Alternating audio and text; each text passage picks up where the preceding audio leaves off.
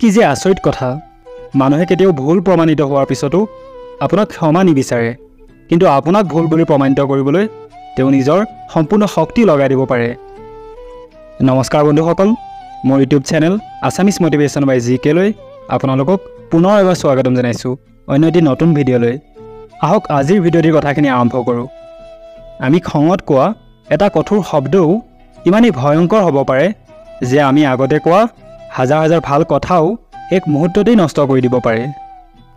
নিজৰ লগতেই যেতিয়া বন্ধুত্ব কৰিলোঁ তেতিয়াহে বুজি পালোঁ যে মোতকৈ আৰু বেছি ভালদৰে আন কোনেও বুজি নাপায়। বন্ধুসকল, জীৱনত এটা কথা সদায় মনত ৰাখিবা, য'ত সংঘৰ্ষ নাথাকে তাত সফলতাও নাথাকে। সেইজনকনো কি সন্মান কৰিম যাৰ আচৰণবোৰেই হৈছে কুকুৰৰ দৰে। যদি মানুহে আপোনাক তলত পেলাবলৈ বিচাৰে তেন্তে এইটো কথা খাটাং যে আপুনি তেওঁতকৈ ওপৰত আছে। টকা পইচাই কেৱল এটা কথা কয় যে যদি তুমি আজি মোক বচোৱা তেন্তে কাইলৈ মই তোমাক বচাম। পইচাই এইটোও কয় যে যদিও মই ওপৰলৈ তোমাৰ লগত নাযাওঁ তথাপি যেতিয়ালৈ মই তলত থাকিম তোমাক সদায় মই ওপৰলৈ লৈ যাম। যিজন মানুহে তেওঁ নিজৰবোৰক নিজৰ সন্মুখতেই বদলি যোৱা দেখিছে সেইজন মানুহে যিকোনো পৰিস্থিতিৰে সন্মুখীন কৰিব পাৰে।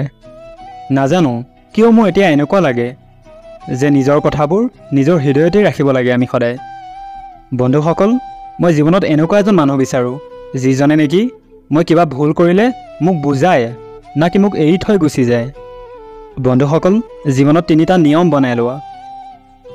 সেইজনক নিশ্চয় ক্ষমা বিচৰা যিজনক তুমি বিচৰা, আৰু সেইজনক কেতিয়াও এৰি নিদিবা যিজনে তোমাক বিচাৰে, আৰু 3 নম্বৰটো হৈছে সেইজনৰ পৰা কেতিয়াও একো নুলুকুৱাবা যিজনে কেৱল তোমাৰ ওপৰত ভৰসা কৰে। তেনেবোৰ মানুহৰ পৰা সদায় দূৰত থাকিবা যিবিলাকৰ হৃদয়খন ব্ৰেইনত থাকে। চব মানুহকে নিজৰ বুলি ভাবিবলৈ বাদ দিয়া তুমি, চাবা বহুত সুখত থাকিবা তুমি। অন্তৰখনে হাজাৰবাৰ চিঞৰিলেও চিঞৰিব দিয়া। যিজন তোমাৰ আপোন নহয় সেইজনক যাবলৈ দিয়া। বন্ধুসকল, জীৱনটোৱে যাক সুখ নিদিয়ে তেওঁক অভিজ্ঞতা আৰু জ্ঞান বহুত দিয়ে। কষ্ট কেতিয়াও কমি নাযায়, মাথোন সহ্য কৰিব পৰা অভ্যাস হৈ যায় আমাৰ। কাৰোবাক ইমানো প্ৰেম নকৰিবা বন্ধুসকল যাতে পাছত সেই প্ৰেমে তোমাক জীয়াই থাকিবলৈ নিদিয়ে। বেছি চিন্তা কৰি থাকিবলৈ বাদ দিয়া তুমি, আৰু সেইখন দুনীয়াৰ পৰা বাহিৰলৈ ওলাই আহা যিখন প্ৰকৃততে নায়েই। নিজৰ ব্ৰেইনটোক ইউজ কৰিবলৈ শিকা তোমালোকে, যাতে তুমি নিজৰ লগতে নিজৰ পৰিয়ালটোক এটা ভাল জীৱন দিব পাৰা। বন্ধুসকল, কোনোবা যিমানেই মহান নহওক কিয় কেতিয়াও তেওঁৰ পিছত অন্ধ হৈ পাগলৰ দৰে ঘূৰি ফুৰিব নালাগে। ভৰসা কৰা কিন্তু কাৰোৱে ভৰসাত নাথাকিবা। আজিকালিতো বিষতো ইমান বিষ নাথাকে যিমান বিষ নেকি কিছুমান মানুহে আনৰ বাবে নিজৰ হৃদয়ত পালি ৰাখে। যিজন তোমাৰ লগত থাকিও আন কাৰোবাৰ হৈ থাকে সেইজন তোমাৰ পৰা দূৰত থকাটোৱেই ভাল।